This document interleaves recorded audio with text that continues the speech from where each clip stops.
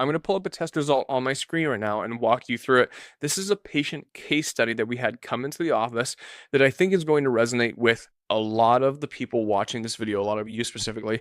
This specific test I'm going to show you came from a patient who came to us suffering from three very specific things. Number one, the first thing was severe fatigue. I'm talking about the kind of fatigue where you wake up after 8 hours of sleep and you still feel like you got hit by a truck. Number two, brain fog. They described it as losing their edge. So they were forgetting names of people or losing their train of thought. They had this inability to focus on deep work for an extended period of time. The third thing is digestive bloating. No matter what they ate, by 4 p.m., they looked and they felt inflamed all in their stomach area. Now, before I show you what we found, you need to know what they had already tried. They did what most people do. They went to their general practitioner, they ran the classic CBC, the metabolic panel, the thyroid panel, and the iron levels, and the doctor came back with the standard response of everything looks normal, your labs are fine. I'm sure many of you watching this have probably heard that before. So this patient, they were left thinking, okay, if I'm normal, why do I feel like my body's falling apart? The reason for that is that standard blood work looks for disease, and it's good. Like, it's used, it's helped a lot of people, all this stuff. It looks for an end stage pathology, though. It does not look for functional efficiency.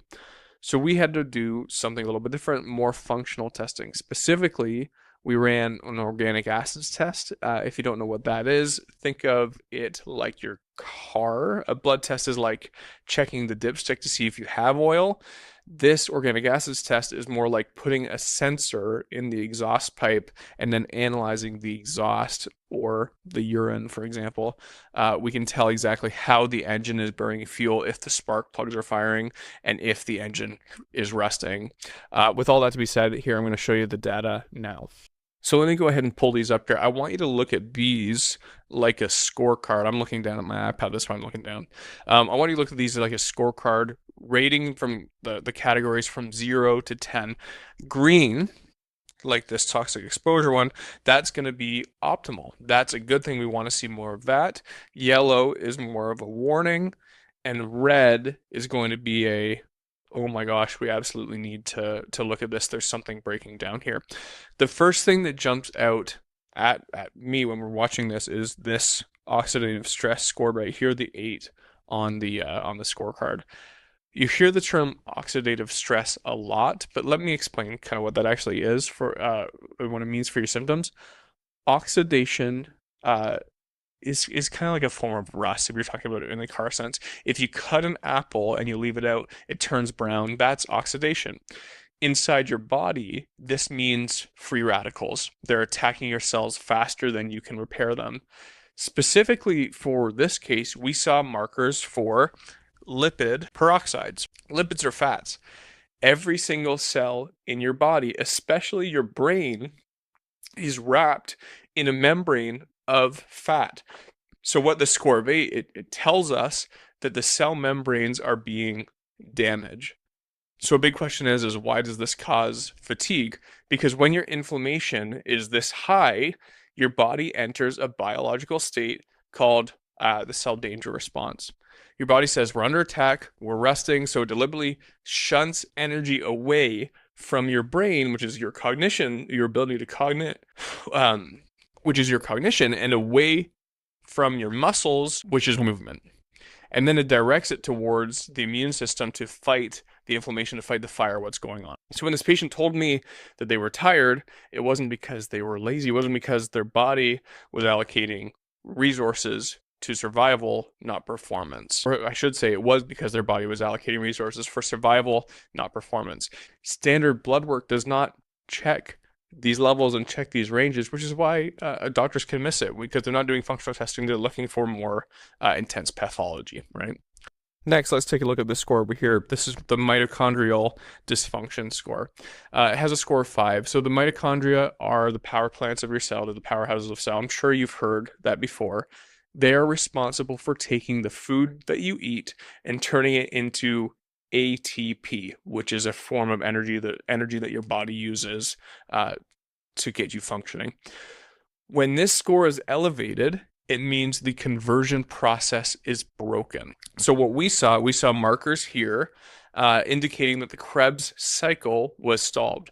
The Krebs cycle, essentially, it's a conveyor belt that creates energy for you. In this patient, the conveyor belt that was creating energy, it's getting jammed. This creates a very specific symptom profile. You've ever heard people say they're wired but tired. They're drinking all sorts of coffee, they're eating the right foods, they're putting fuel in the tank, but because the engine of the mitochondria is dysfunctional, they can't convert that fuel into horsepower properly or efficiently. Instead, the fuel just gets backed up and creates more exhaust or more oxidative stress. So based off of these two, the oxidative stress and the mitochondrial dysfunction, we're starting to get this picture forming. But the most important question that we're looking at is, why is this all happening? Why is the engine misfunctioning? Is it genetics? Is it bad luck? Usually, in most cases, it's a nutrient deficiency that maybe the classic blood work missed, but we're going to try and get to the root cause of. So this is the most critical part of the test. This explains the mechanism of the failure. First, I want to show you what is working right, because I want you to know this test isn't just about scaring you with red flags. Look at, let me scroll down here. Look at this one right here. Molybdenum is a tough word to pronounce. It's in the green. It is normal. This is a trace mineral used for detox pathways, specifically sulfation. The fact that this is normal tells me that the patient's genetics are actually okay. Their detox machinery can work. This isn't a permanent genetic brokenness or problem that they're dealing with. But look right next to it. We're looking at the magnesium, the manganese, and the zinc levels itself. They are all showing functional deficiencies along the side, meaning that there's just not enough of it functioning within the system. Let's talk about magnesium specifically to start off with. If you get a blood test for magnesium, the body keeps serum levels stable at all costs to prevent a heart attack.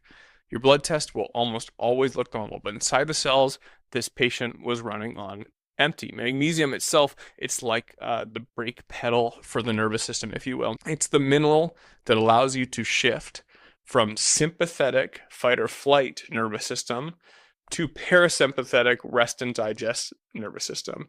And because this patient is slowly being depleted in magnesium, they're chemically locked into a stress response, which explains the levels of anxiety that they were having. It explains the inability to sleep or the insomnia that they're dealing with, because you can't heal a body, or your body cannot heal itself when it thinks it's in a state of sympathetic, or it's in a state of fear, or it's in a state of, oh crap, I need to fix something, I need to heal something. Your body just cannot heal itself that way. Last thing I want to show you, take a look at the B vitamins up in this section right through here. If you see all these black diamonds over here on the sides, you got here, here, here, and all the way down, most of them are being pushed this way. That is not good when we're talking about B vitamins. These vitamins are, if you will, the spark plugs for the engine we just talked about. Well, B vitamins are the cofactors required to make that engine turn. This patient basically didn't have the spark plugs in their engine because the B vitamins are becoming so depleted, so limited, that the energy production system within the body was not functioning properly. So all this being said, summary of this case, it's not it's not a chronic fatigue syndrome. It's things like high oxidative stress that you're struggling with every day. You have low levels of magnesium within the body, and you have very low levels of functional B vitamins within the body that directly affect the mitochondria itself. This is all just a biochemistry problem that proper testing was needed to be able to get the end result, to be able to get the solution as well as the protocol. Once you get a picture of this, you don't have to guess anymore, because you don't need to try random supplements. You can actually build a protocol around all of this testing to try and correct all of these specific numbers on the side. So step one, you put out the fire. What we did in this case is We used high-dose targeted antioxidants like liposomal glutathione to scrub out oxidative stress and protect the cell membranes. The second part of it is you have to introduce, or what we did, I should say, is we introduced methylated B vitamins. So we didn't use the cheap stuff found in the multivitamin. You have to use an active methylated form that bypasses the body's conversion steps, getting straight back into the cell to turn those engines back on. The third thing is you have to calm the nervous system. We flooded the system, in this case, with highly absorbable magnesium to force the nervous system out of fight or flight and into rest and repair. After about 2 weeks of that, what this patient started saying is the afternoon crash was gone.